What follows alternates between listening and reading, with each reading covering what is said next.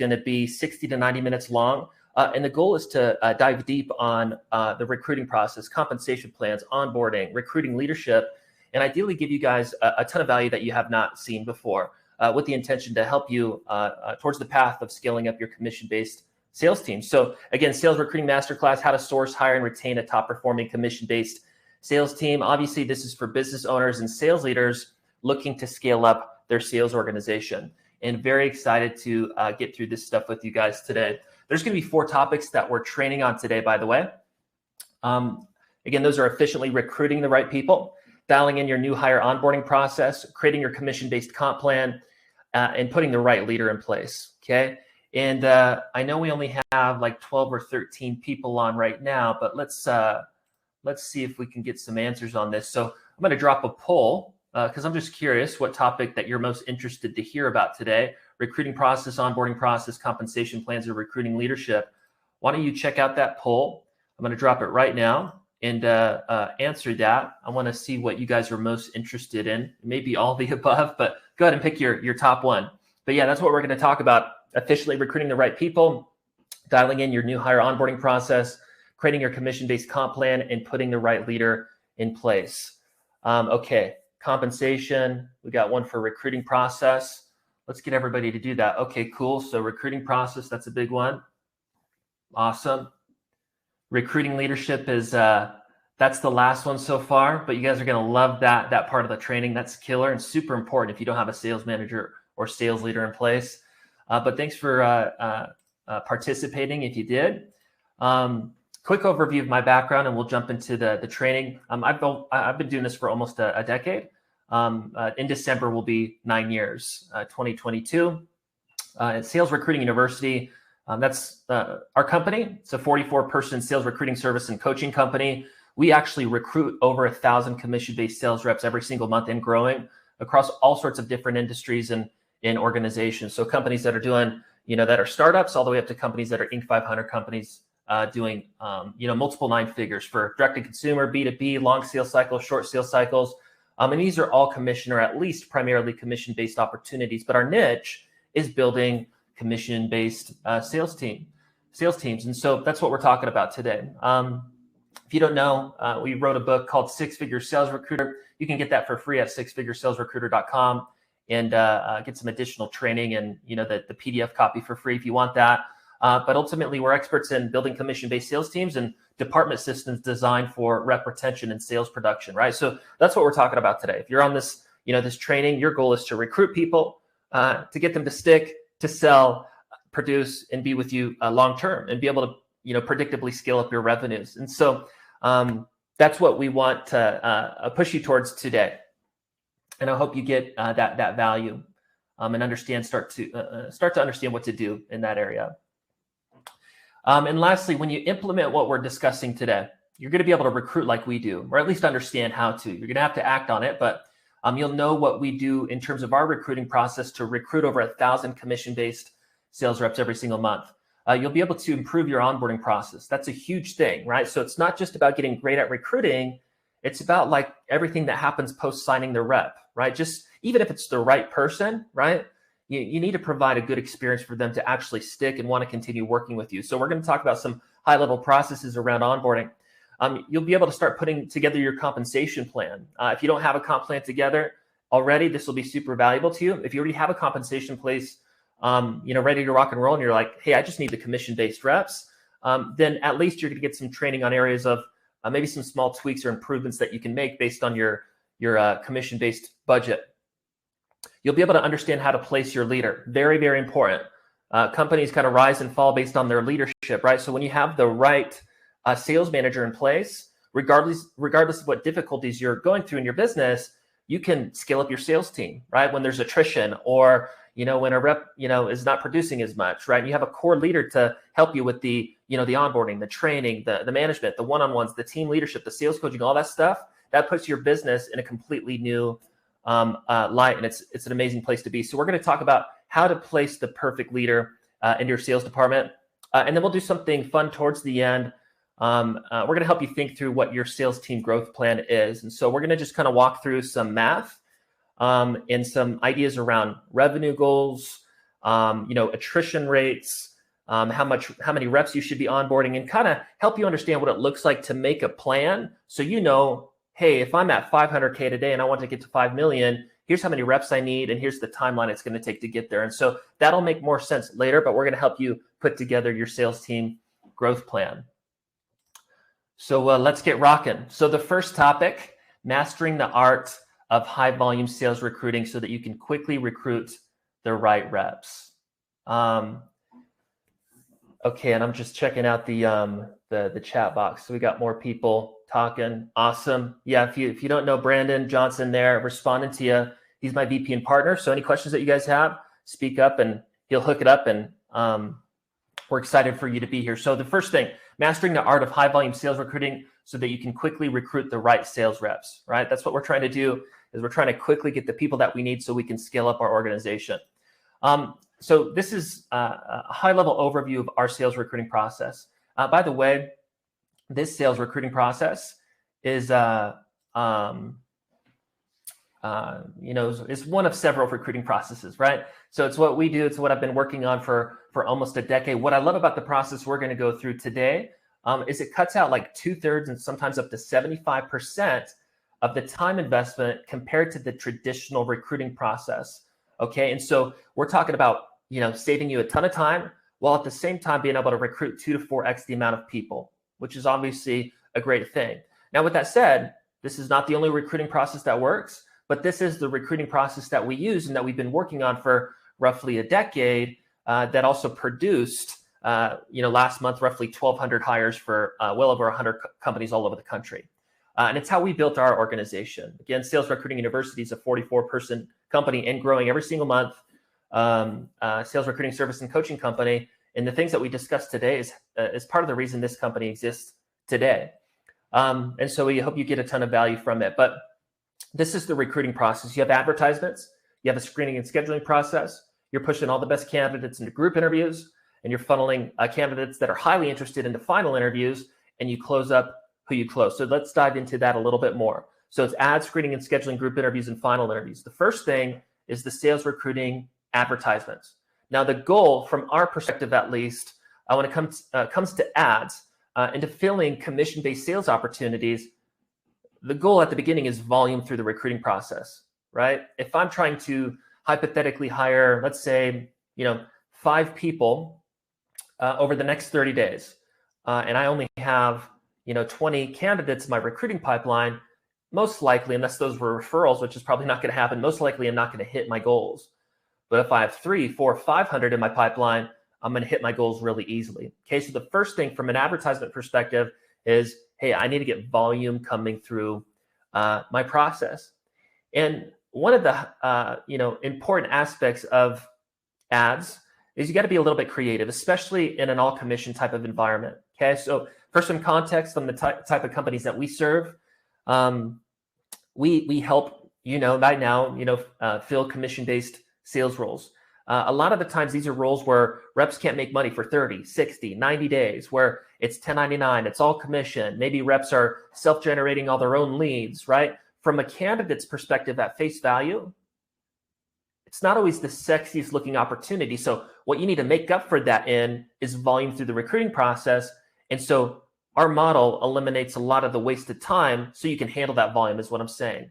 But from an advertisement perspective, with the goal of volume of candidate leads coming through the recruiting process, you got to get a little bit creative. And so I'll give you one really simple example. Let's pretend, and it doesn't matter if you have a localized door-to-door sales opportunity, a national field sales opportunity that's B2B, a remote decentralized opportunity, a call center. It's kind of the general same concept, but at a high level, let's pretend that I have an outside sales opportunity in Tampa, Florida, and I have one office and I'm doing localized recruiting. Now to backtrack a little bit, if you were like a decentralized opportunity and you could hire all over the country, or it's remote and you're looking to hire in multiple markets at once, right? This same kind of idea would apply, but you're just putting ads in the markets that you're hiring, right? If it's remote and decentralized, you're not limited to geography, then you have ads all over the country, right? Because it's remote. But let's pretend for the sake of illustration that I'm hiring in Tampa and I have an outside sales opportunity. And let's pretend it's like a door-to-door direct-to-consumer opportunity in roofing, okay? And again, it doesn't matter the industry, the sales model, the direct to consumer B2B. It's like the general same concept. From an advertisement strategy perspective, you want to get creative. And so let's pretend that I have, $500 in ad budget monthly that I want to use for my recruiting process, right? Because our model is based on paid advertisements to pump candidate leads through the process, right? So let's pretend that we have a $500 ad budget and I'm hiring locally into my sales office for this outside door-to-door roofing sales opportunity. Well, in terms of creativity with the ads, what I want to do is I want to think about what's going to get me the highest volume of candidate leads through the process. Is it just posting a roofing sales ad? No, it's not.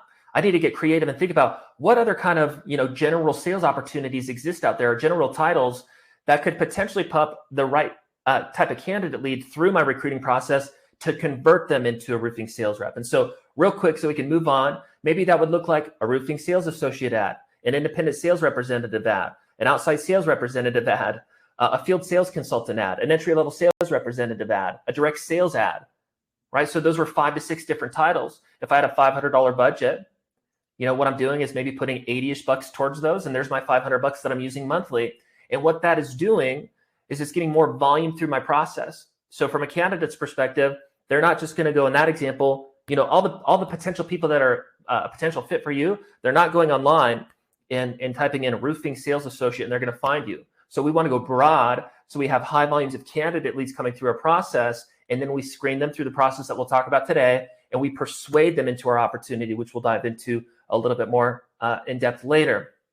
But the first goal is just you understanding that you got to be creative with the ad strategy with the intention to get volume coming through the recruiting process.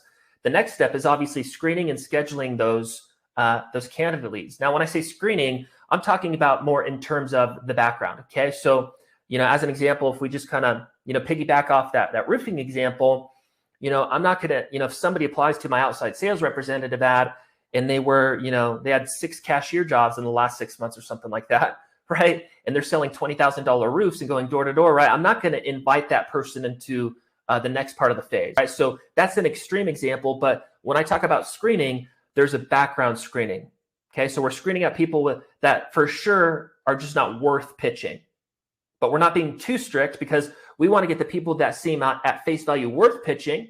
We want to get those people into the group interview.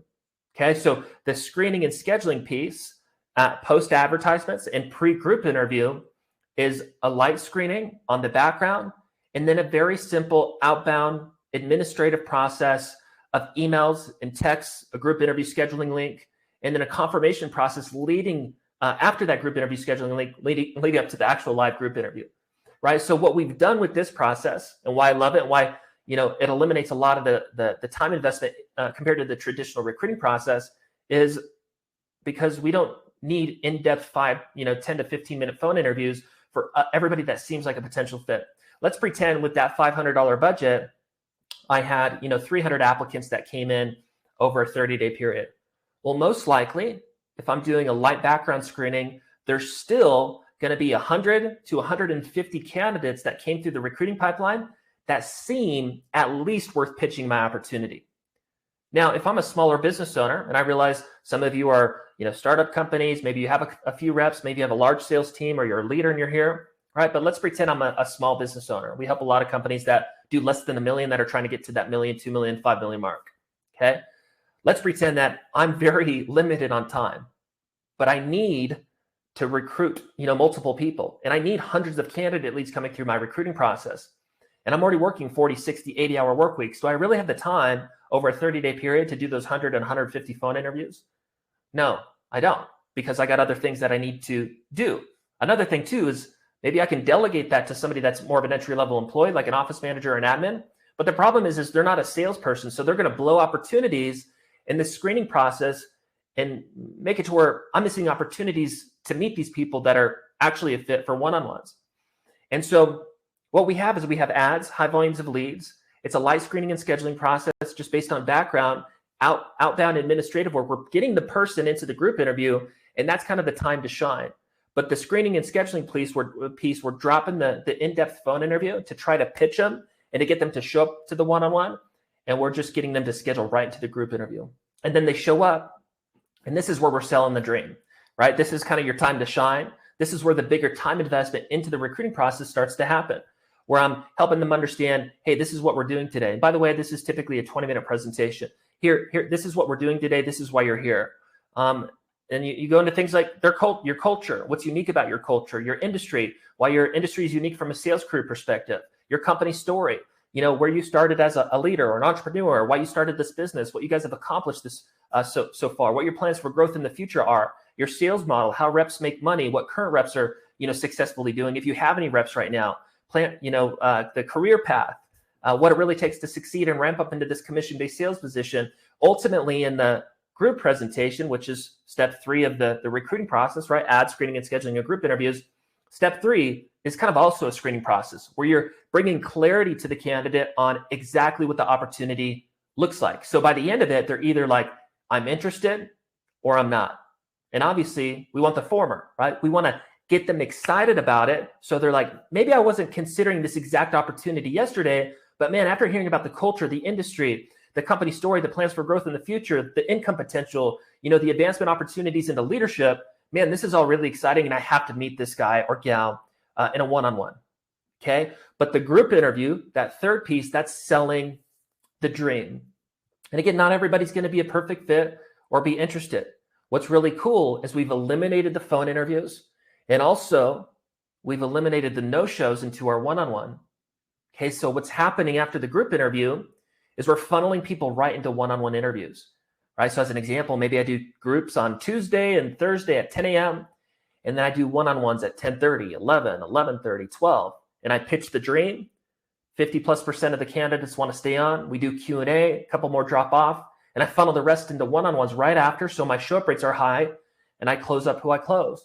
And in this process, when I talk about cutting 75% of the recruiting process, time investment off, it's because of that. We've eliminated the in-depth phone interview, okay? We've put people into a group interview, and we've pitched the dream, and we funnel them right into final interviews right after, so the show-up rates into our one-on-ones is extremely high, eliminating all the no-show pain in the recruiting process. And you may have experienced that if you've done any type of recruiting in the past. And so this is why you cut down 75%. And then the one-on-one is diving deeper in the candidate. And at a high level, what you're trying to do is you're trying to understand, hey, what's been missing from past opportunities? Like, why are you still looking for a job, right? Because you want to understand that past pain, just like in a sales job. And what is it that you truly desire in your future career? And your job in the one-on-one is to paint a picture of how your opportunity, right? And part of that was done in the group interview, but your opportunity both solves any issues that they've experienced in the past. They need to know, okay, I'm not going to experience those things at this company. And they need to be confidently aware that everything that they want to accomplish at your opportunity is accomplishable. And that's when you close them up. Okay. But it's ad screening and scheduling, group interviews, final interviews, and you cut down 75%. And once this process is in your business, it's just literally turning on ads and off ads and pumping a couple reps in or 20 reps in or whatever's necessary for you to hit your retention goals. Let me give you an example kind of schedule. Hopefully this is helpful. So this is, I kind of explained this already, but this is kind of a schedule, right? So, and again, it doesn't matter if you have a face-to-face recruiting process, a remote recruiting process via Zoom, or a mixture of both. And a mixture of both, I mean, maybe you do have a localized opportunity like that Tampa example that I gave earlier, but you want, because Tampa's big and you're actually hiring outside of Tampa and the driving distance to the office is kind of far, maybe you want to get your show-up rates higher into the group interviews. So you're going to do group interviews via Zoom so you can pitch the dream and funnel people into one-on-ones at the office later. But typically it's, groups at the office and funneling them right into one-on-ones at the office, or groups via Zoom and funneling them into one-on-ones right after the Zoom, right? So our show-up rates are extremely high. Okay, so here's an example of what it would look like for me if I wanted to just recruit 2 reps in a week. Okay, and by the way, we have clients that want to recruit 2 reps or 1 rep or 3 reps, and then they're good for a couple months. And we literally have clients like recruiting 60, 70, 80 reps per month and growing. And so it doesn't matter. It's all the same stuff. It's just how long you're running the process for and how high your advertisement budget is, considering the volume you want coming through the recruiting process. But so let's pretend I have groups, at 10 a.m. on Tuesday and 10 a.m. on Thursday. And I'm going to do my one-on-one interview time slots. Let me make sure. Okay. Just wanted to jump here in any comments. Okay. Okay, sorry. Let's pretend I'm doing group interviews, via Zoom, right? And I have a remote opportunity, and I want to do those at 10 a.m. on Tuesday and 10 a.m. on Thursday, right? I have 30 minutes blocked off on my calendar. I have my ads, screening and scheduling process happening. I'm going through this basic administrative process to pump reps into the group interview. That part's simple. Then I'm showing up to my group interview. I'm ready to pitch the dream, right? And I funnel my people into the reps that are highly interested into one-on-ones. Let's say my goal is to recruit 2 people this week. Practically, from a numbers perspective, what that would look like is probably scheduling 20 people per group a couple times per week. It's important for you to know that it's on average a 40% show up rate. So as an example, if I schedule 20 for Tuesday, I schedule 20 for Thursday, a 40% show up rate is going to be on average 8 people show up into each one of those group interviews. And then to backtrack to, if the idea of a group interview is kind of feels weird or kind of scary or something like that, know that that's a normal thing. And it takes a good 30 days to kind of learn the process and to get through the learning curve to where you get to a point where you're like, hey, I'm killing it, right? Just like when you hire a new sales rep, they're not perfect on day 1. They're going to be better on day 30 and day 60. They're going to get better and better. The same applies in the recruiting process. But let's go back to the idea of recruiting 2 reps. Practically, what does that look like from a number standpoint? I'm scheduling a couple group interviews per week, 20 candidates per group interview, 40% show up rate. That means 8 show up to each group interview. Most likely 50+% of those people at the end of the presentation are interested. So let's say out of 8, I have 5 people interested. Then I finish up with some Q&A to bring more clarity to the candidates to make sure that they're actually interested, which I want to do because I want to protect my time and only meet with people that are highly interested and really get what we do. And let's say I have 8 people that show up and 3 at the end drop off because they're like, this is not a fit for me. And then I have 5 left and I go through Q&A and 2 more people drop off. Well, I have 3 people left. I funnel those 3 people into one-on-ones and I recruit 1 person. And I rinse and repeat that process twice per week. And that's how I got my 2 recruits. Now, what happened is in a 4-hour time investment, right? In a 4-hour time investment, I've recruited 2 people. Compared to the traditional recruiting process, that's probably going to be a good 15 hours or time investment. So that's why we love this model so much. Hopefully this is making sense. Let's move on to the next topic. Setting up your new hire onboarding for scale so that you can hit your retention and revenue goals 2 to 4x faster. I'm going to jump to comments and get some water and just see how you guys are doing. Miguel, need people to be more legit and self-starters with the level of training and onboarding I'm providing. Yep, good point. Ryan will explain the group interview presentation, and with the right pitch, those that are not a fit for the model will disqualify themselves. Okay, so we went through some of that. Let's go to the next thing. Number 2, setting up your new hire onboarding for scale so that you can hit your retention and revenue goals 2 to 4x more quickly. So building systems for the average Joe, okay? Miguel, to kind of go back to a quick comment, unless I misunderstood it, I just briefly went over it. Part of it is the onboarding systems, right? So, I don't know your opportunity, but let's pretend I have an opportunity where reps can't make money for 30 days, right? It's all commission. People are self-generating and closing their own deals. The reality is most people are not going to work out in that type of environment, okay? And so there is some type of aspect of volume when you're talking about recruiting into a commission-based sales opportunity, unless you offer maybe training pay or you offer leads and you're limited on the amount of people that you can hire because of the cash investment into the position. In that type of role, you're limited to low numbers of hires. But let's pretend, because of our type of opportunity and the budget that goes into the comp plan on the front end as a rep ramps up, I'm not limited in the amount of people that I can onboard. Well, part of it is I want to get better at recruiting, right? But the truth is part of the hiring process, it is subjective. And so part of it is just not understanding who's going to work out until they're freaking putting in the work, right? Until they show up, they go through the training, they knock the doors, they make the calls, they close the deals, whatever it is. You don't know at times if they're going to make it or not until they kind of put in the work. And that's why, depending on the opportunity, not all our clients need to recruit volume, but sometimes because of the nature of the type of opportunity, you need to increase the volume, right? Increase the candidate leads coming through the recruiting process, get in front of more and better candidates, get better at the persuasion aspect of recruiting, right? and do that at scale, and then also let the non-performers cycle out quickly so they're out of sight, out of mind. And training and everything, Miguel, needs to be set up to be able to allow for that onboarding at scale. But going back to this, we're talking about kind of high-level onboarding structure. Okay, so building systems for the average Joe. Now, all of us, including me, and then all of you, perfect picture of what we want is we want people like us on our sales team. Most of us on this call are probably top 10 percenters. Maybe you're a recruiter or an admin or something like that, and one of the owners had you join this call. But all of us want top performers. That's obvious. But the reality is 90% on 95% of the people on planet Earth, they're not like us, right? So we just got to be aware of that. We got to be aware that most people, 90% of people, they're not top 10 percenters. So maybe we got to adjust how we think about building our organization and build it for maybe the average salesperson that will at least show up with a good attitude and do the work. So let's say, as an example, I'm kind of a middle of the road guy. I'm not like I'm not the guy that's going to go work 60, 80-hour work weeks, but I'll show up for 40 hours and I'll do the activities. But my natural ability is not, a top 5, top 10 percenter kind of salesperson. But I'm the type of person that will show up with a good attitude and do the work.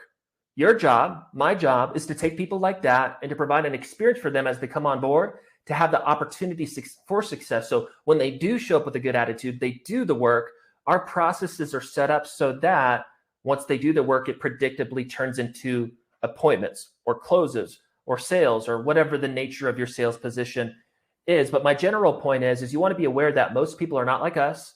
We want to think about what does it look like to build systems for the average Joe, and just know that there's attrition in sales programs. That's the reality of it. If you can't, if your opportunity, is an opportunity where reps can't make money for 6 months or something, well, you're probably going to have to recruit 10 people to get one person to make it. On the other, totally other side, if you, have salaries and leads and your manager and your training and your operations and everything's perfect, maybe on the high side, you're retaining 50%, right? And so, there's always attrition in a sales program, okay? We typically help companies that have higher attrition type programs because they're the commission-based opportunities that are, maybe not as easy to ramp up into, right? There's no training pay, there's no base, there's no leads. It's all dependent on the rep. Now, we do have like 20 to 25% of our clients that have that kind of stuff. They have the small base, they have the training pay, they have the leads, but 75-ish% of them are all commission opportunities where you got to recruit, 3, 4, sometimes 5 people to get one person to stick, sometimes more. And so the goal is to set up systems internally to allow for that so that it's not a headache, so that it's similar to onboarding like 1 to 2 people, if that makes sense. But it's good for you to know that all sales programs have attrition. You want to think about, or I think it's good to think about this 10-30-60 rule. Okay, so this is 10-30-60. We got the top 10%, the middle 30%, and the bottom 60%. These are averages based on what we see. These are not like the exact numbers for necessarily your opportunity. But you can think about the framework in this way. So what I mean is you got the top 10 percenters. Those are the type of people that have the figure it out factor. They'll do whatever it takes to succeed. You want those kind of people, obviously. When you get those people, by the way, you better have a leadership onboarding and training and culture experience that gets them to want to stick with you long term, right? Which is another topic. But what we're talking about is, hey, we got the top 10%, the middle 30%, and the bottom 60%. The bottom 60%, they just kind of naturally cycle out of the sales team.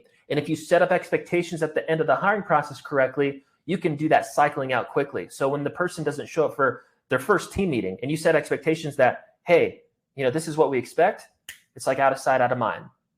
Okay, but the 10-30-60 rule, the average Joe or average Jane is that middle 30%.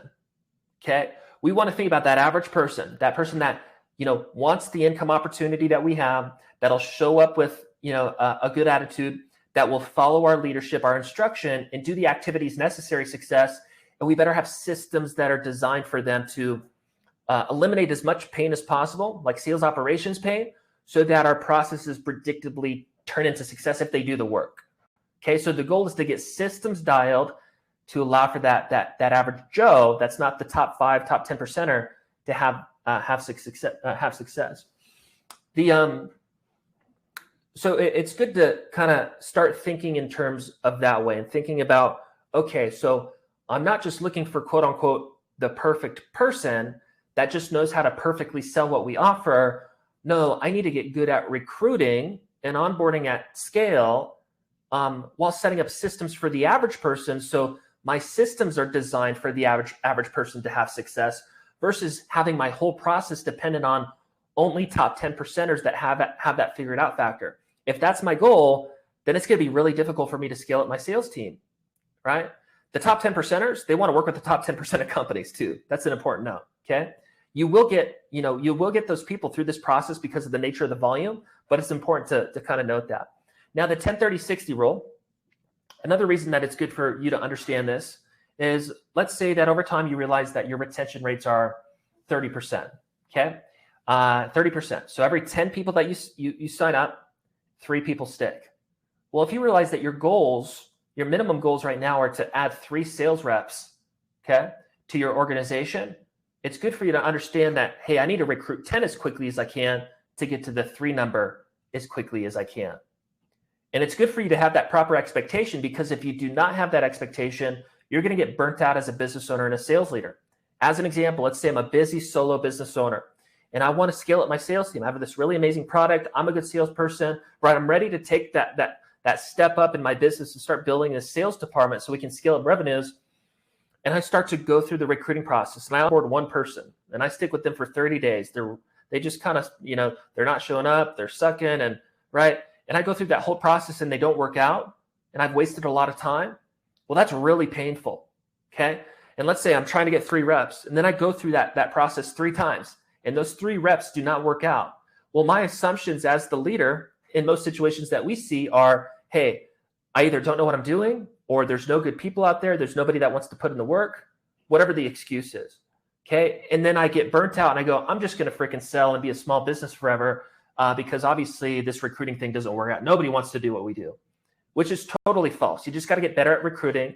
And the quicker that you can increase the volume of recruits, the quicker that you'll get to your retention rates and your revenue goals. But my general point is if you don't understand that it's not an easy thing, that there is attrition. If you don't start to understand your numbers from a retention and attrition perspective, you're going to have the wrong expectations going into the recruiting process, and you're going to be discouraged. You're going to get burnt out. It's good to understand that. We'll move on here in a second, but ideally you're setting up systems to onboard 2+ reps at once. You don't have to. You can onboard 1 rep at once, but if you have a process to onboard 2+ reps at once, that means you're getting closer to retaining somebody, which means I'm getting closer to increasing my revenue goals. Okay. So whether you're onboarding 2 people at once or 20 people at once, right? You want to think about, what does it look like to accomplish that at scale without me hurting my time investment into these people, so that I can get to my retention goals more quickly. And what happens, like I said earlier, if you set up expectations at the beginning correctly, the people that are not going to be a fit, that really quickly, and you just let them cycle out, right? So the non-performers, the people that maybe don't do the work, that maybe don't show up in the way that you want their attitude to be, that are not aligning with your values, you cycle them out quickly, and you're only focused on the people that are showing up and doing the work, right? Which is what you want to do anyways. You want to focus on those people. So let's go over a couple of high-level processes to implement. Okay. When I talk about expectations earlier, we have something called an expectation agreement. Okay. So this is at the end of the final interview. We have an 8-step final interview process and an 8-step group process and 8-step final interview process as well. In the 8th step of the final interview, it's about setting clear expectations, which you also recap in day 1 of orientation as well. The expectation agreement, let's pretend Brandon, my VP and partner who's on here, let's say I'm interviewing him.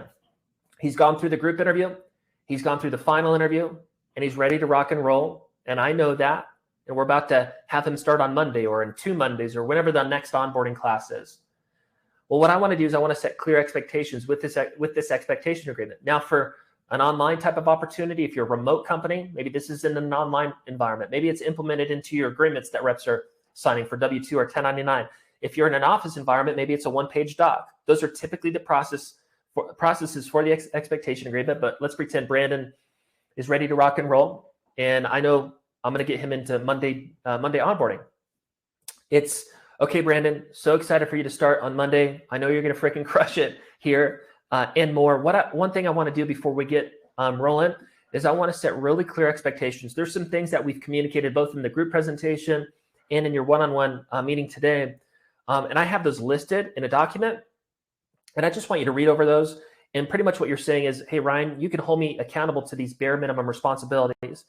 And Brandon, what this means for us is we know that, hey, you're committed to doing the bare minimums, which is just simply going to guarantee your success. And obviously, you're going to start working with us because you want a certain amount of success. Like we talked about A, B, and C.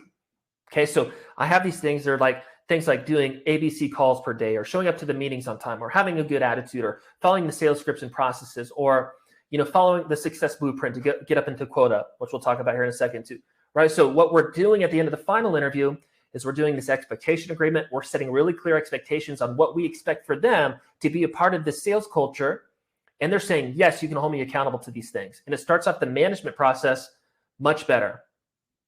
So when the person doesn't show up for their meeting or whatever it is, you get to have a conversation with them that's not micromanaging, right? Because they've already said, hey, Ryan, you can hold me accountable to these things. And what that does is allows you to be clear at the beginning. And if they have not followed the instruction, you can cycle them out. And it's not a surprise because they knew it was coming already. And so then we onboard at scale. And when they're not meeting the minimums, whatever that is for you, you cycle them out so they're out of sight, out of mind. And I'm only focused on the top 10 percenters or the average Joes that are showing up with a good attitude and doing the work. Okay. So first thing is an expectation agreement. That can kind of start out the onboarding process, management process in a much better way for you if you plan to do that in the future, or if you've done any type of recruiting or onboarding in the past. And as a side note too, 50 to 75% of the clients that we serve, smaller businesses, a lot of these things, they can start to feel overwhelming because it's so much, but that's just a part of the game. You got to understand, hey, do I really want to build a sales team, a commission-based sales team? If I do, I got to start thinking about implementing these things so I can actually get the end result, which is retention and sales production. But the next thing is implementing a new hire blueprint and checklist. Okay, so this will start to help you understand what needs to happen for a new hire to ramp up into quota or the bare minimum income that you're pitching. Let's pretend in the group interview, in the final interview, you're pitching $1,000 a week, right? Which is minimum, which is $52K per year, or you're pitching an average couple grand per week in income, which is $104K or whatever, and or you're pitching quota as a bare minimum, and quota means 65K plus per year. With you can make up to 150, whatever the numbers are. You want to think about that average Joe. Okay, and we're talking about this a new hire blueprint and checklist. You can call it the success blueprint. You can call it whatever you want.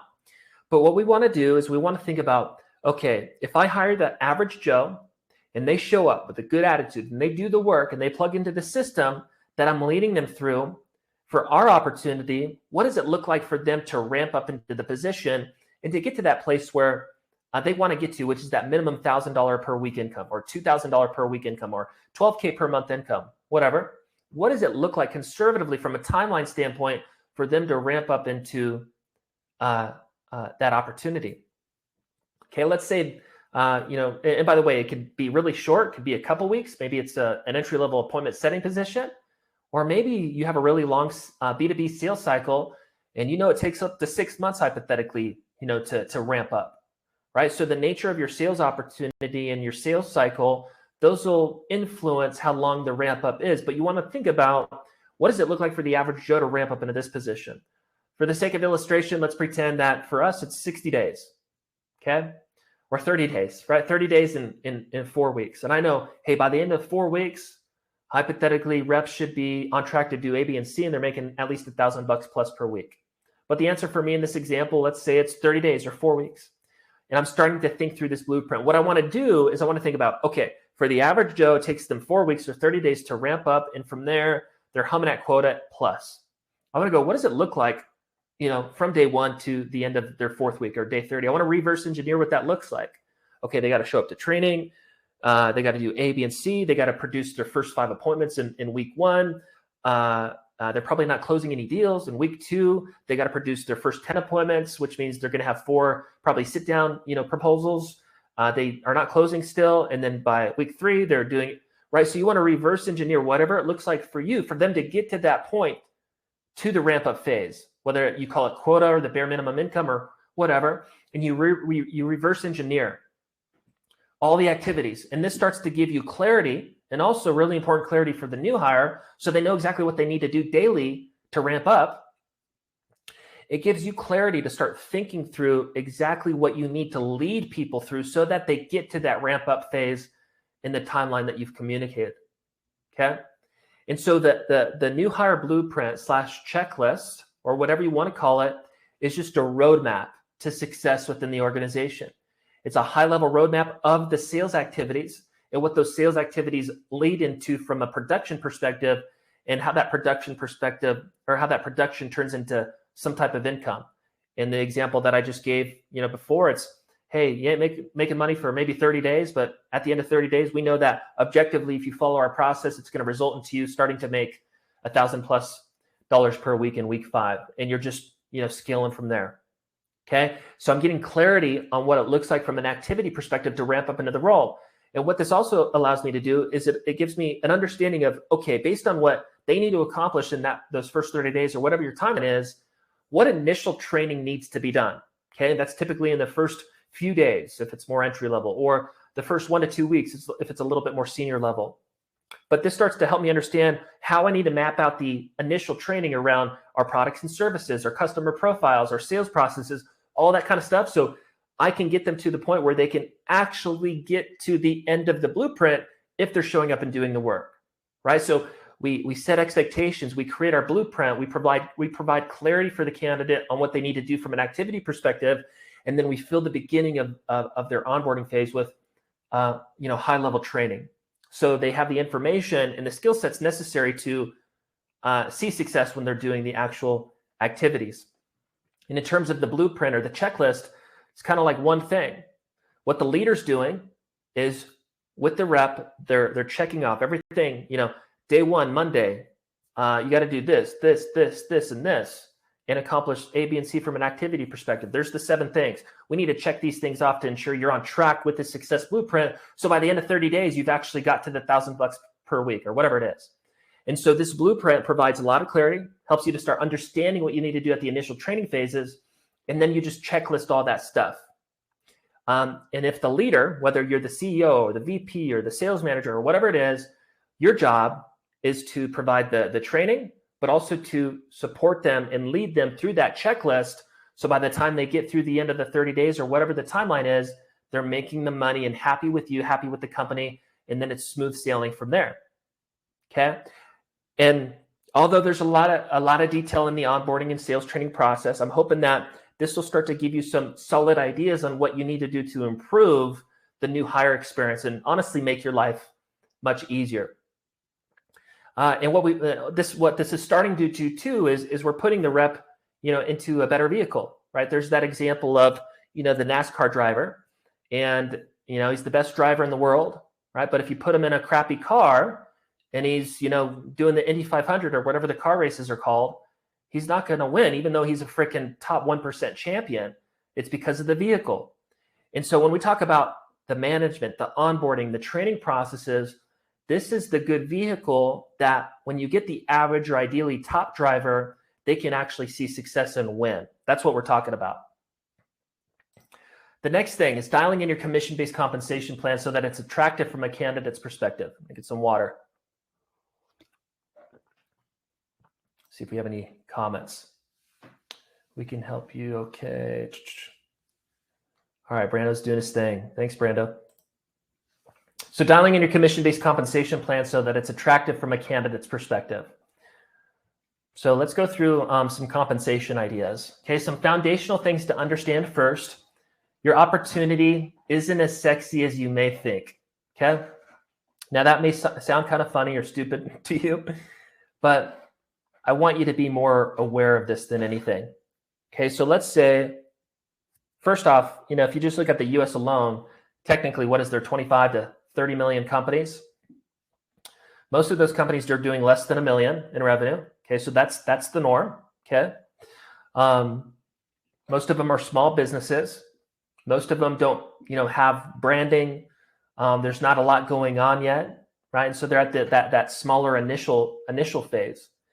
And let's pretend I'm a smaller business, and my opportunity is a B2B sales opportunity where there's no leads, there's no training pay. And when I say the whole leads and training pay thing, I'm just kind of trying to give an example, not necessarily saying all this stuff applies only to that type of opportunity, but I'm trying to give you an example of how to think through things correctly, if that is clear. But let's pretend I'm a smaller business. I'm a solo owner. I have an office manager. That's all that I got. Me as a solo owner, we sell B2B services or something like that, right? And I make really good money. And I'm a good salesperson. I have been for the last decade. But I'm ready to step up my game from a business perspective and scale up a sales team. And I want it to be a commission-based sales team. Okay? And the nature of the commission-based compensation model results into reps, not being able to make money for 30 or 60 days because of the nature of the sales cycle in this B2B role. Well, what I want to do is I want to be aware of, okay, we're a smaller business. We don't have this massive brand. There's not a lot of successful reps, here. So from the marketplace's perspective, we don't have much going on. And on top of that, we're pitching an opportunity where you can't make money for 30 to 60 days. In reality, when a candidate goes through the recruiting process and they look at all the other opportunities out there, yours could potentially not look as attractive to the majority of others. And so it's important for you foundationally to understand that. And also to understand that that's not necessarily a negative thing.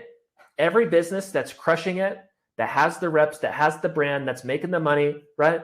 All of those companies started in the same place. And so what's really important for you to know, assuming you got the recruiting process, the comp dialed, the onboarding, the training stuff dialed, you can make up for all of that, lack in how small you are, how there's no reps maybe producing. And I know not all of you are solo business owners, but I'm trying to illustrate a point.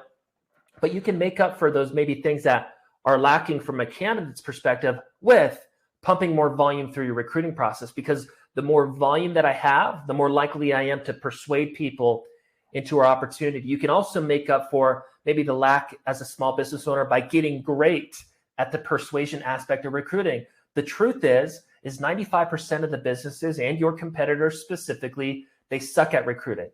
Okay, so when you're a commission-based opportunity or organization and you become freaking great at recruiting, it immediately puts you on a different level. Okay, and what's really cool when you're great at recruiting, even when you're competing against companies that offer the leads, the benefits, the salaries, or whatever it is, although we still help companies like that, what happens is because you're great at the volume, the screening and scheduling, getting in front of the right people, pitching the dream in the group interview environment, closing them up in the one-on-one, you make up for maybe the lack in brand, how there's no reps, how you guys are not doing a ton of revenue, right? You make up for those things because of the expertise of pumping volume through and persuading people into your opportunity. And then also you start to make up for this in the retention side once you've dialed in the rep experience around management, onboarding, training, and those kind of things. So my point is you want to be mindful that, hey, be in reality. Maybe your opportunity is not as attractive as you think, and start to understand, hey, I need to pump volume through my recruiting process, and I need to get great at pitching it, helping candidates know the truth that because you've been doing it for a long time. You think your industry and opportunities the greatest thing since sliced bread, but candidates don't get that until they're making money with you yet. And so it's your job to persuade them to work with you and help them understand that your culture, the industry and how it's unique from a sales career perspective, the company story, your unique personal story, the plans for growth in the future, how they can be involved in that, the sales model, the income potential, what top people make in the industry, the plans for growth into leadership, right? Because we're a growing business. You need to help them understand that all those things offset maybe some of the lack that they say at face value. So you can get them to say, yes, I want to work with you. And then from there, you provide them a good experience and get the average Joe or the top person to have a good enough process and experience so that when they do the activities, they see success and get the income coming in. Now you're crushing. Now you're building your organization. Okay, so you make it up with the volume, getting great at recruiting, and getting great at the rep experience after you actually get somebody to say, yes, I want to work with you. Last note before we dive into like 6 different types of comp plans is you got to be okay with working with what you have and improve from there, right? So your budget is your budget. Your brand is your brand. Your opportunity is what it is. Your lack in maybe sales process or onboarding or training or management systems, all those things are normal. You got to be okay with saying, hey, it's okay that it's not perfect, but I need to take the step forward. I need to start recruiting, and I need to dial in these systems so that I can actually get to the end result instead of maybe staying small or not actively recruiting the reps that I know that I desire to scale up my company. But what I'm trying to say is be okay with what you got, with what you're maybe lacking from your perspective, and start somewhere, right? Because you're going to have to go through the learning curve regardless of who you are to get the team, to get the dream team. But to go back to the recruiting, thing, even within our client base, right? We've served over like 1,000 clients. We recruit over 1,000 commission-based reps for small businesses all the way up to Inc. 500 companies, like I was saying. We do have a lot of companies that are in the same markets, in the same industries with similar sales models. And we'll have 2 companies in the same industry, same market, similar sales model. One company will have a small base with leads and benefits, and another company will maybe be, 1099, self-generate and close your own deals, or door to door, right? As an example. And, based on some of the things that I've said now, you would assume obviously all the candidates would want the benefits, the base, the leads, and this other guy's probably going to have more difficulty. But really that's not necessarily the case, because this guy is better at the group interview, better at the final interview, better at the rep experience after he gets somebody to say yes to working with them, and therefore they're actually doing better. Right now, if that guy was over here, maybe he's going to do better here. But my point is you can make a lot up with your skill set in recruiting and team building, even with a commission-based opportunity.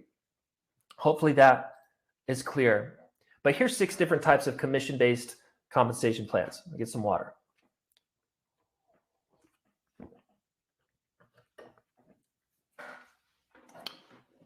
Some of these are pretty, standard. There's a couple that I'm gonna, kind of focus on a little bit more that are typically most interesting to our type of client, who's an all commission opportunity, but is also interested in maybe improving the compensation plan without hurting their budget and risking the cash. So number 1 is all commission, no training pay. You get that, right? It's just an all commission, straight up, sales job. Next one, all commission plus onboarding bonuses.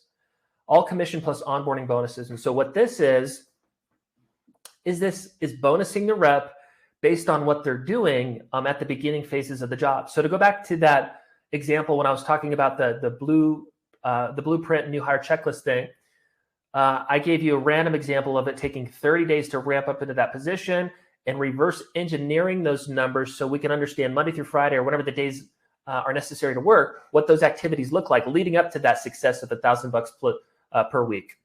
Okay. We talked about those details. What the all commission plus onboarding bonus pay is it's rewarding reps as they go through that and make the small accomplishments leading up to the end of the blueprint. So as an example, let's say that, in week 1, to be on track for that $1,000 plus per week, income at the end of 30 days, one of the high level things that need to be accomplished in week 1 of the blueprint is, by Wednesday, they're on the phones and they're setting XYZ amount of leads. And by the end of Friday or Saturday, they should have set, 10 appointments. Okay. And if they do that, I know they're on track for the end of the 30-day piece that we're pitching, right? They're on track for the blueprint. And the blueprint is clear that do A, B, and C Monday through Friday. And at the end of the week, you should have your first 10 appointments set.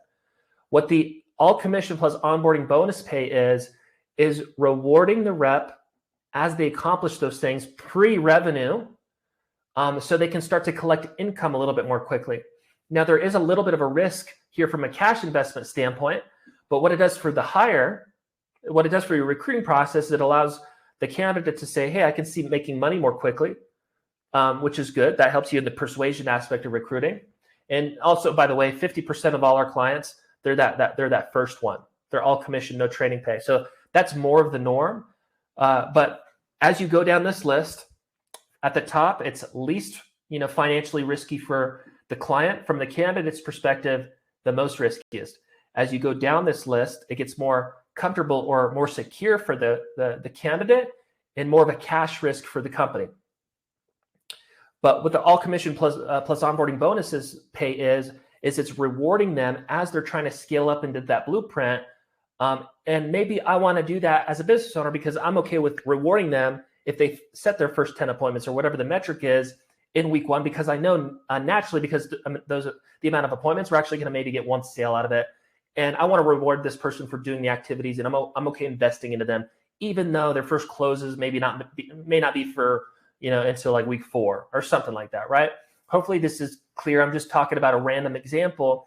My point is the all commission plus onboarding bonus pay is compensation that aligns with your blueprint. You're rewarding them as they're hitting the metrics within the blueprint so they can start to collect money more quickly than maybe the traditional commission-based comp plan that would exist in your industry.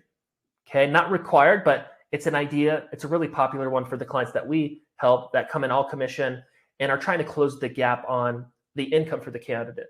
That's not necessary, by the way. Let's say, our opportunity, you can't make money for 30 days. Doesn't mean that you necessarily have to change your comp plan. You just need to know that, hey, because it's harder to ramp up for the new hire, you're going to have more attrition. You just make up for that for recruiting volume. So it's all the same stuff, but you got to figure out what's best for you. The next one is all commission plus delayed training pay.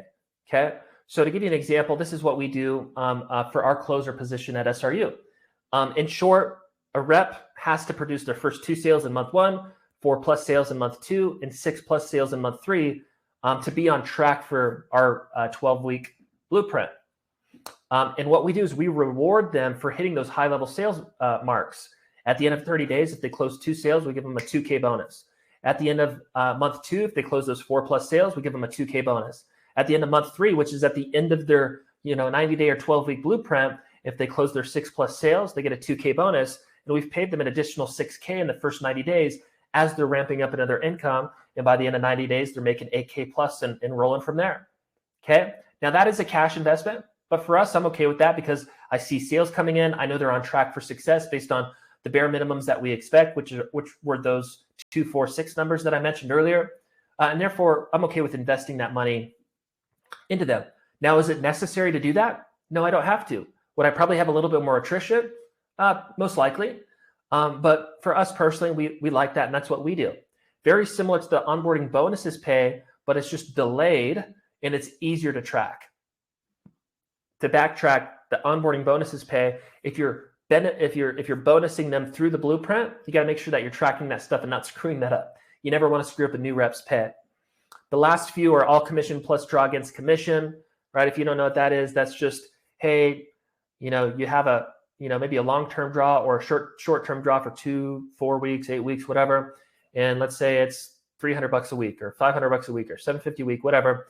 That is training pay for the rep, but it goes against their commissions, right? So let's say, we have $500 weekly training pay for the first 8 weeks, a draw pay for the first 8 weeks.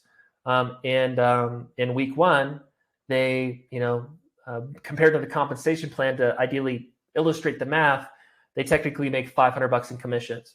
Well, that's not going on top of that 500 because it's just, that draw's eating it away.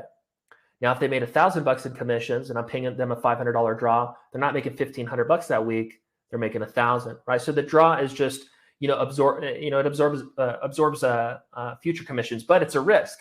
You could pay that and a rep doesn't work out. And if you paid that out for 3 weeks, you just lost $1,500, right? So as I said earlier, these start to get more risky as you go down the line. Next one is all commission plus standard training pay.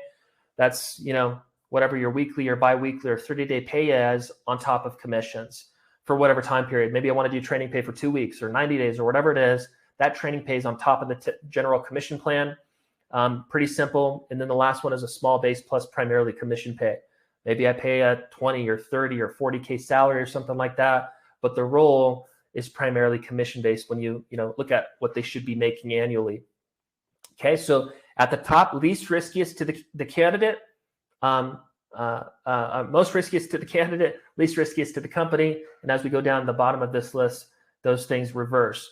And what's really important to note too is that there's ways to improve all of these compensation plans, regardless of which one that you're in, right? Ways to improve comp plans could be, hey, once you get up to quota, you're going to get leads. Or, hey, once you pass your 90-day period and you're at quota, you're going to get benefits. Or, hey, what's most common for our clients is they lay out a really objective path into advancing into the company. Hey, once you accomplish this over a 6-month period, you qualify to transition into sales leadership. So there's all sorts of ideas that can make the opportunity be perceived in a totally different light for the candidate, which can help the persuasion and the retention aspect of recruiting. We'll move on. Last thing is delegating the sales leadership responsibilities to someone who can scale the sales team for you. That's what we want, right? We want to, have the perfect leader, right? Like Brandon. Brandon's been with me for 3 years. By the way, he went through this whole process. And the way that I'm going to go through this advancement piece, this is how he advanced into his role for Sales Recruiting University, perfect leader.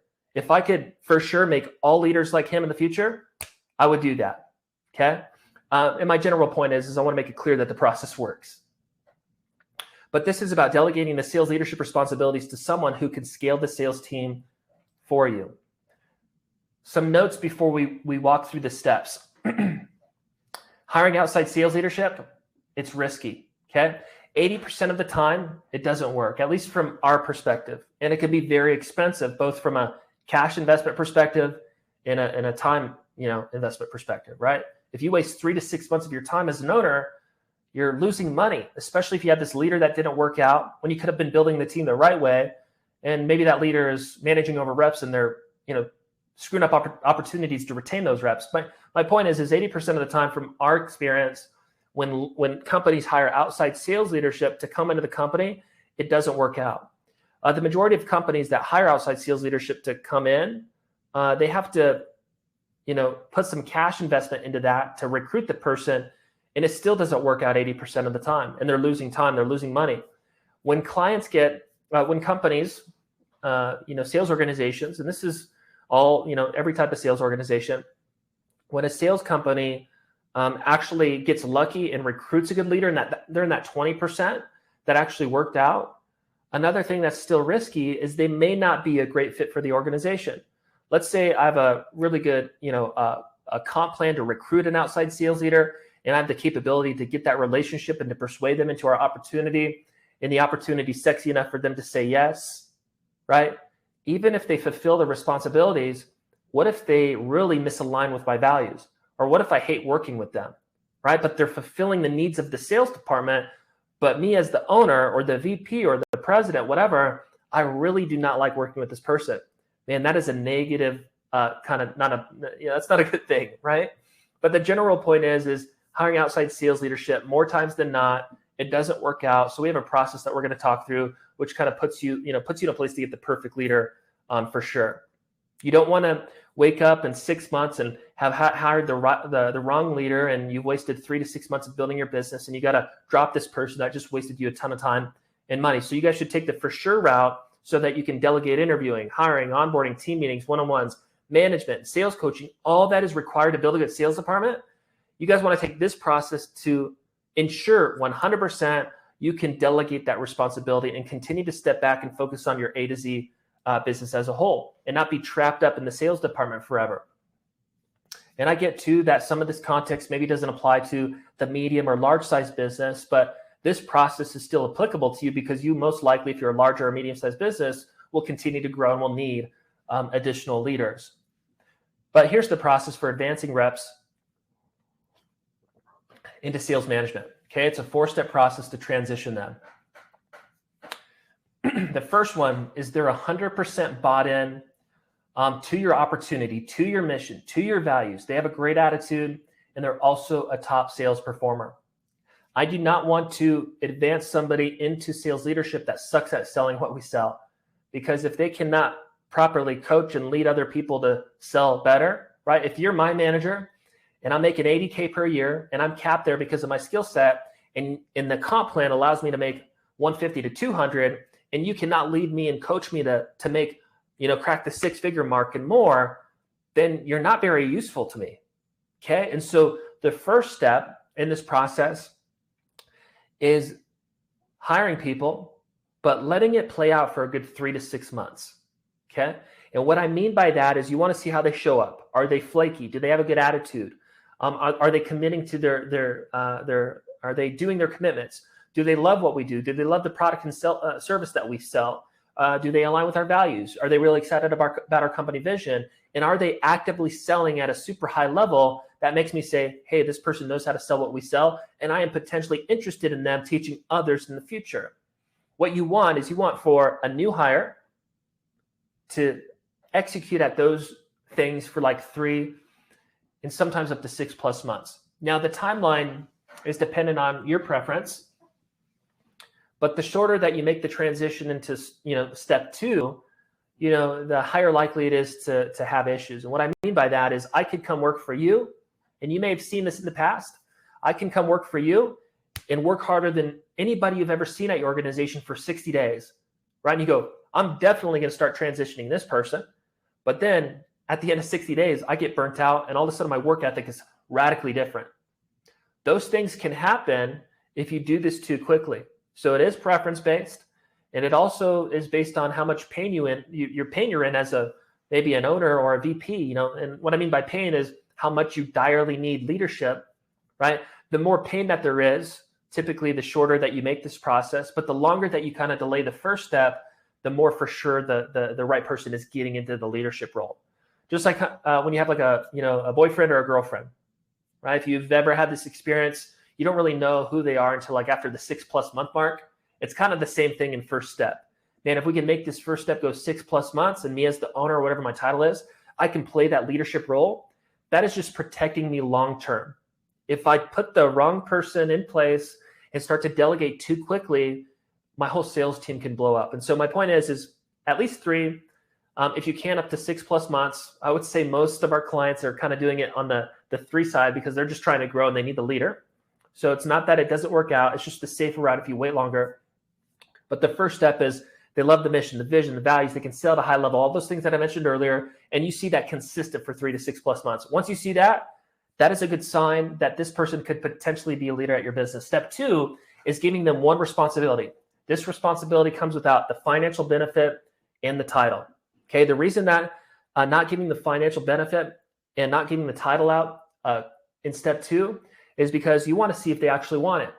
Everybody wants to be a closer, or everybody wants to be a manager, but most cannot see success in it. 80+% of people cannot actually execute at that type of stuff. And so you want to see if that sales rep that's been selling really well, if they are, service oriented enough to serve you without having the financial and time benefit, serve you and benefit the company of doing this additional task I'll go over in a second. If they do that without the financial benefit and title, and they execute at it, that means, hey, on top of continuing to sell, they got to sell, by the way, in steps 1, 2, and 3, they still got to continue to sell at a high level. But if in step 2, you give them this responsibility without the financial and time benefit, and they do that and they consistently execute at that and sell, that's a sign that they're really bought in and they care about, the company outside of just themselves. A lot of the times, a top performer, they just want to stay in their own little bubble and do their own thing. And a lot of the times, they're not the person to be the right leader. So if you give the financial and time benefit and leadership benefit too quickly, and then you take that away, that's more of a painful thing than not giving that stuff up front and it not working out, right? So when I take them into step 2, it's like, hey, here's step 2. I want to see how you do this over a 60-day period or 30-day period or 90-day period or whatever. No financial and time benefit, right? You don't communicate it like this. I'm just trying to get through the training. And really why that is I want to make sure that you really want this position, right? I want to see if you'll do the additional work outside of sales plus selling and execute at that and serve the company in this unique way. What that shows to me, John or Sally or whatever, is that you're about the company and the vision and the opportunity and growing as a person, and actually down for something outside of just personal sales, which is what you're communicating. So step 2 is A, B, and C. Now, what's actually the instruction there? That could be step 2 is recruit one person into the organization that gets up to quota, or it's really common for our clients is they start to delegate like field training or call reviews in the onboarding process for new hires. One of the things that's lacking in a lot of like smaller businesses onboarding processes is they're not reviewing pitches of new hires. For our clients, a lot of the time that still exists for the first few months until they start to get some leadership stepping up and they delegate the task like I'm talking about right now. But a really popular thing that you can do in step 2 is say, you've done this for 3 to 6 months. First task without the financial time benefit is whenever we onboard new hires, I want you to review their first 5 pitches in their first 2 weeks or something like that, right? And I want to see how you execute at that in the first 60 days. Here's the framework to do that. And then you let them follow through. And if they execute, then they go into step 3, which is just taking on 1 to 3 more responsibilities and continuing to sell. Those 1 to 3 additional responsibilities, typically, not always, they're involved maybe in the recruiting and or the onboarding process, maybe administrative onboarding, or maybe day 1 of orientation, or maybe your group interviews or final interviews. But typically, it's delegating the initial phases, right? Because you got the current team that maybe the owner or the VP or whatever is managing, and that current team has trust with that leader. So him or her doing the one-on-ones, the team meetings, and the sales coaching for the existing reps, that's better because the trust is there. But step 3, you start to delegate maybe some of the recruiting and the onboarding responsibilities. Don't put too much on this person in step 3, but that you put more on them. You provide some type of leadership title, some type of small financial benefit, and they're like your co-leader. And it's like, I want to see how you do this for the next 60 days while having the pressure of still bringing in revenue and selling at the company. Once you do that and you accomplish A, B, and C, that's a sign to me, you're our guy, our gal, and I'm going to transition you into step 4, which is the full-time sales leader. And by this time, the current sales team has seen how this person has served the owner or whoever the higher level leader is. Those people are building trust and respect for this person that is helping scale up the team and get new hires going. And so when that transition into the full-time sales leadership thing happens, there's that trust there. So the taking over of the one-on-ones and the team meetings and all those things is a good transition for the current sales reps. Now, hopefully this 4-step process made sense, but what this does, it allows you to protect yourself, protect your time, although it can feel like kind of a lengthy process. It allows you to protect yourself from not putting the wrong person in place, which you don't want. When we talk about leadership, it needs to be the right person, right? Business is challenging, right? Like as an example, Brandon, our VP, now partner on this meeting, if everything blew up, right? If our 44-person company, blew up tomorrow and we had to fire, 30 people and we went down to 14 people as an example, right? And the whole sales team lost and Brandon's income dropped by 50% as an example. He would do? He'd be like, let's freaking ride and rebuild it, right? That's what you need, right? You need a ride or die leader that loves the opportunity, the mission, the vision, all that stuff. And this is a way to systematically advance them to ensure that you put that right person in place. And then from there, it's all about retention. You got to retain that person long-term. And that's about job experience and income. Lastly, before we move on, is what's really cool about this process, whether it takes you, to go through all 4 steps, 6 months or 9 months or whatever, it forces you to build your sales department systems throughout the process. You're actively recruiting, you're actively onboarding, training, managing people, doing meetings, doing one-on-ones, and you're becoming an expert at what it looks like to actually successfully build a sales department. So by the time that you actually delegate it to the full-time sales leader that went through the 4 steps, they have an amazing process to run everything. And then all of a sudden you're the owner or VP or whatever your title is, you step back and you're a support system for them. You're almost like their co-leader, whatever you need, let's rock and roll. And then they're looking for who their assistant manager is going to be riding up into the same 4-step process. So last couple things. This is going to be really cool. Get some water real quick. I'll jump over to comments, see how you guys are doing. Is there a replay? I missed part of this training. Yes, Daniela. Well, I'll talk about that at the end. We'll make sure that you get access to the replay and a couple cool resources as well. Some more additional free training. So we'll let you know what that looks like here in about 15 minutes, and I'll try to wrap this up as quickly as possible. So this is an exercise. If you have a notepad and pen in front of you, I want you to do this with me. Okay. So this is the live, kind of like a live growth planning example. And what I want to do is I want to start helping you understand what it looks like conservatively to scale up to your revenue goals. If you're a business owner or maybe a leader at a company, you probably have revenue and or income goals. And part of that, if you're here, is obviously dependent on you building a commission-based or primarily commission-based sales team, or I imagine you would not be here. And so I'm going to give you an example of what it looks like to think through the math so you can have a plan. And this is fun. So have fun with this. At the end, we'll show you where to get the recording and everything of this, so you can go back and hear the information a couple times and maybe do this if you're not able to do this right at the moment. And I'll illustrate an example to paint a picture for you guys. So I'm going to go through some questions and just answer them and hopefully make this clear for you. And then we'll have a few more things that we'll go through in the call today. So where is revenue at right now, and what is your revenue goal? Okay, so let's pretend I'm doing 250K in revenue. Okay, I'm doing 250K in revenue, and my goal, typically if you're like 250 to 500K, your next goal is like $1 million, right? If you're at $1 million, you're probably looking to go to 2 or 5. 5, you're looking to get to 10. 10, you're looking to get to 20, then 50, right? But for the sake of this example, I want to kind of make it a little bit different. Let's pretend I'm trying to go from 250K to 2 million.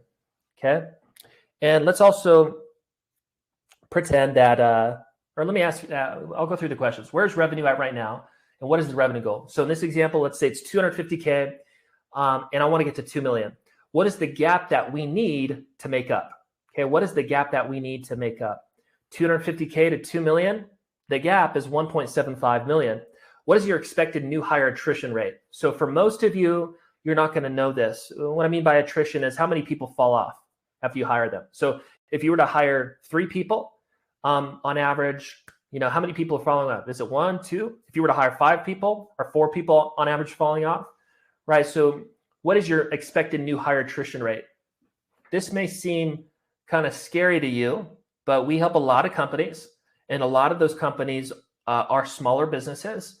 And because their systems are not perfect yet, the retention rates are not perfect yet. And we get that stuff perfected over a 3 to 6 month period with them. But at the beginning, what we see, which is fine if you set up onboarding for scale, so that you're not wasting time with the wrong hires, and you cycle out the non-performers quickly. We often see, you got to sign 5 reps to get 1 to stick and to scale up into quota.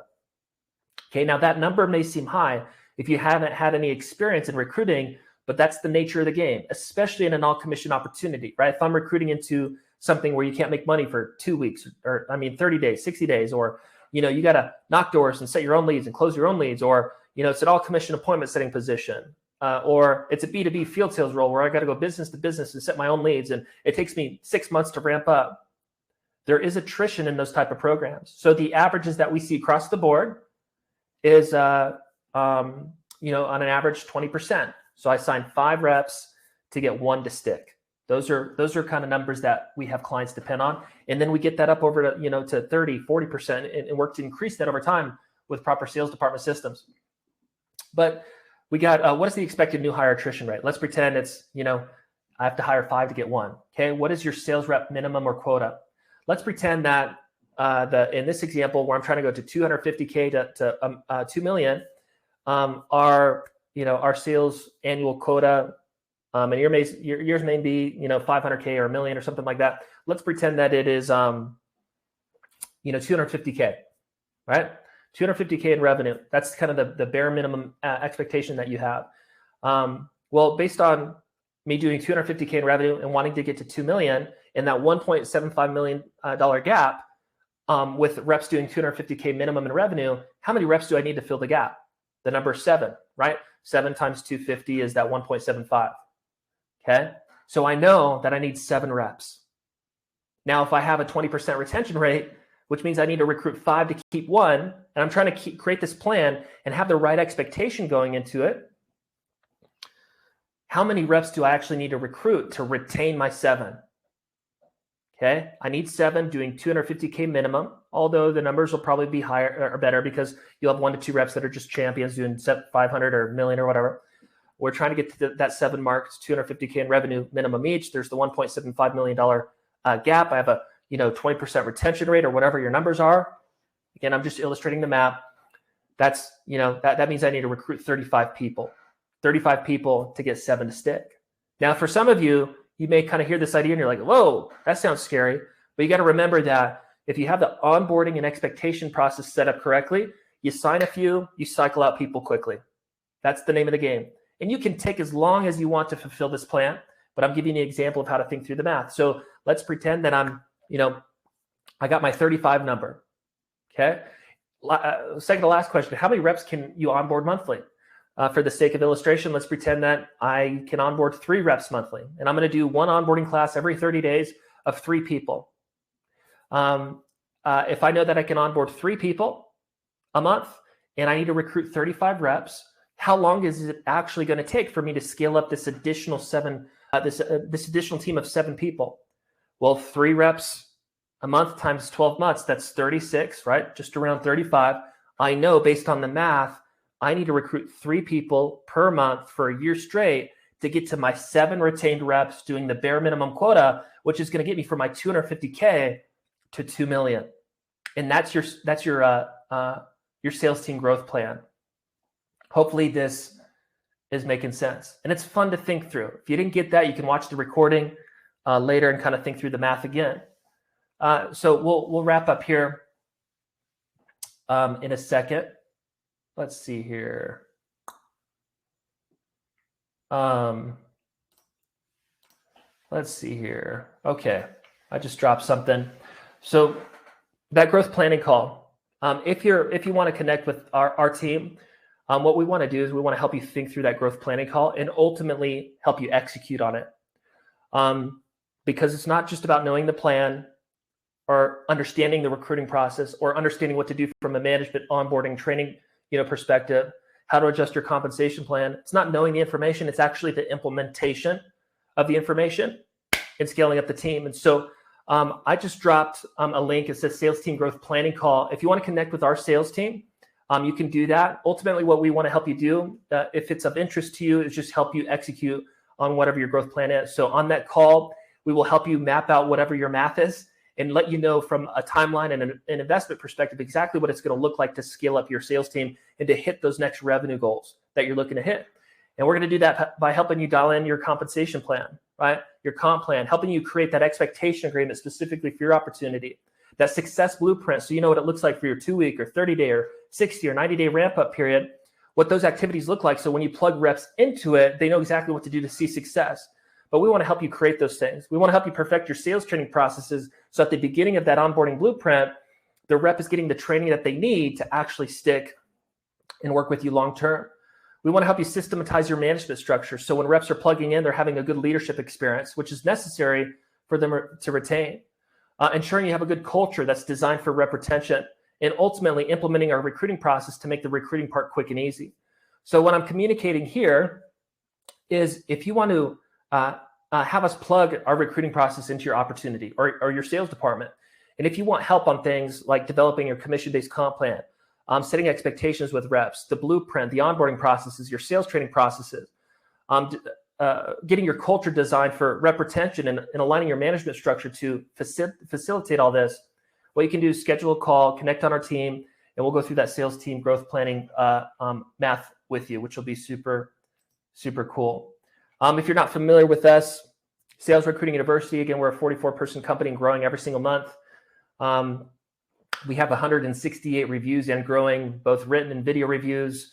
What's kind of cool, at least to me, is contrary to the typical organization that's proactively getting reviews, we get 3 times more reviews than the average client actually looking to get reviews. And that's because we've been doing this for a long time. We have an amazing service. We have guarantees, and we know how to deliver and help you build your freaking dream sales team. That's what we're all about. And so you can click the link over there to schedule a call and schedule something for this upcoming week. To give you an example, out of those 170-ish people that have left reviews, these are 7 examples that are fairly recent. First one, and again, it doesn't matter the sales model or the industry or those kind of things. It's all the same stuff. The only difference is the length of the sales cycle, right? The length of the sales cycle determines kind of some of the retention stuff. But the first example here is 24/7 restoration. It's a roofing contractor. This was a solo business owner that spent 2 years trying to recruit, literally 2 years. And then after working with us, within 3 months, he had his first 3 door-to-door 1099 sales reps up to quota. And then within 6 months, he had transitioned somebody into leadership, and they've continued to build from there. While at the same time, in those 3 to 6 months, he perfected his management experience, his onboarding, his training, his comp plan. And now they know how to predictably pump in reps whenever they want to scale. And I imagine that they're at like 10 plus now. Next one is a home alarm ADT. These guys retain 5 closers, producing closers within 6 weeks of working with us. Prior to working with us, they would maybe recruit 1 rep per month. I think their best month was 2 reps in a month. And they were spending 20 hours per week in the recruiting process to do that. Within 6 weeks, they retained 5 people that were producing, and they cut their 20-ish hours per week down to 5 hours per week and increased the volume and quality of their hires dramatically. Next one, Convolo.ai. This is a B2B software company. They came to us and they actually had a sales team, a salaried sales team that got leads. And they wanted to come to us and figure out, hey, what does it look like for us to build a commission-based sales team? We're limited in the amount of growth that we have. And we want to, kind of crack the code on what it looks like to build a commission-based sales team so we can scale more quickly. Well, they came to us, and there was work to be done on the compensation and the onboarding because those were radically different compared to their salary plus lead opportunity. But they retained 6 B2B remote phone sales reps within 90 days that got up to quota, and they've been running the recruiting process for several months, after that. So they're killing it. Terra Firma Tax. This is a B2B company that added a new product. They had no comp plan, no onboarding, no training. They had nothing before they came to us, and they just wanted a few reps, and we set them up to onboard at scale because that's what they wanted. Although it's not what every client wants, we helped them to set up onboarding at scale. And within their first 30 days, and they've continued to grow from here. Within their first 30 days, they recruited 15 B2B 1099 field reps. And 6 of those stuck, and 9 of those cycled out, and they've continued to scale from there. And that was a brand new program. While at the same time, they dialed all their kind of sales department systems. Next one is AccuLevel. This was a recent-ish review. They've been with us for a couple years, but they've grown dramatically. This is an in-home sales organization where it's a commission-based opportunity where reps are going in the home and taking set leads to close deals. They retained 25 in-home closers in 2 years. And this was probably the best example of retention that I've ever seen, even, outside of our, client base. They just, really have amazing processes post signing a rep, but they only recruited, I think 28 to 29 reps during that time frame. So they retained, 90-ish%, which is extremely rare, not a common thing. But my point is their company blew up over the last couple of years working with us, retaining 25 in-home closers that are all hitting quota plus. 6th example, Remax. It's a real estate office in Arizona. This is a few partners that, over 2 years, were only able to get a couple agents, and the agents weren't really producing much. Long story short, within their first 5 weeks, they recruited 31 people. They were freaking blown away. So regardless if you want to recruit a couple reps at a time or 31 reps in a 5-week period like these guys do, the process is the process, right? It's just how long you're running the process and what kind of ad budget that you want to run through the recruiting pipeline. But within their first 5 weeks, they recruited 31 agents in their first 5 weeks. And obviously not all of those people retained, but they're crushing it. The last one is one of our larger clients, actually. It's US Health Advisors. We started with one office and a regional director. This is a large national B2B insurance company where reps have to pay for their licensing and go through a licensing period before they can even sell. And a lot of times they can't make money for 30, 60 days or whatever the timeline is. A little bit shorter with insurance compared to real estate. But my point is it's not necessarily an easy, opportunity to recruit into. We started with one of their offices and we've scaled up to 9 different offices, all by referral, because our process compared to what they were doing before in all of those markets, they're recruiting like 3 to 4 times the amount of people, and the quality has increased dramatically. Not only that, they've cut down like 75% of their time investment into the recruiting process, and so they're recruiting I think 60 to 80 reps per month across these 9 offices and markets. So you get my point. If any of this is interest to you, and I get some of it's overwhelming, right? You're like, if you don't have any of this stuff in place, it could be, I'm not ready for this. The truth is 50 to 75% of the clients that we serve, they're not ready for it from their perspective. Part of the service that we do is we get them ready. So when they actually start recruiting, they're retaining people, resulting into sales production, like I was talking about at the end of the call. So everybody's a little bit different. You could be at, that less than $500,000 in revenue mark, or you could be doing, 10 or, 8 figures. I don't know. But regardless, if you're looking to plug in a recruiting process that's predictable, that can cut down 75% of the traditional recruiting time investment and allow you to increase your volume and quality of recruits dramatically.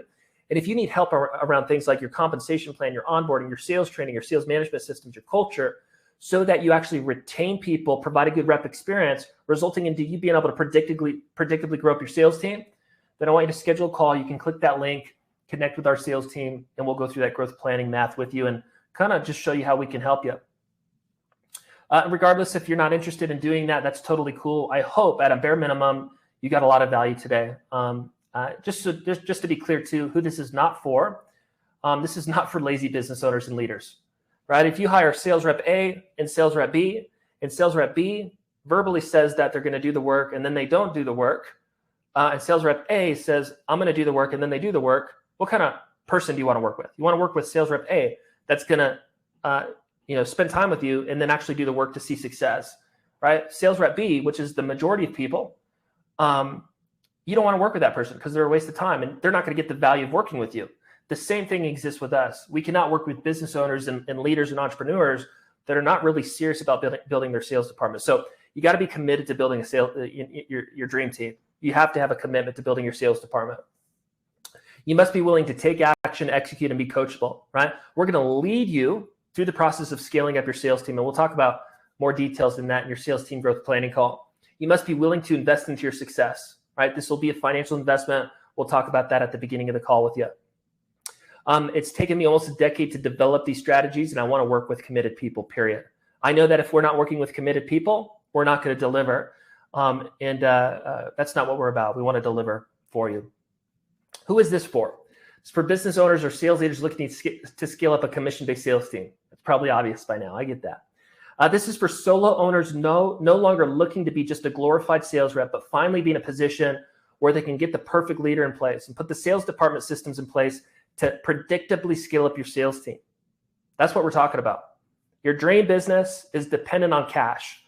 Bringing in cash is dependent on your sales team. And so we want to help you scale that up. And this is also for companies that are established sales organizations looking to simply increase their volume and quality of recruits while cutting down 75% of the traditional recruiting time investment. So kind of last call to action, schedule your sales team growth planning call with one of our advisors, and we'll look forward to discussing all the details with you. If you're looking for the recording, I got a couple things that I'm going to drop here.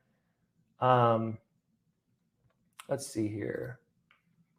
Oh, I'm not seeing how to do that. So I don't want to waste any more time there.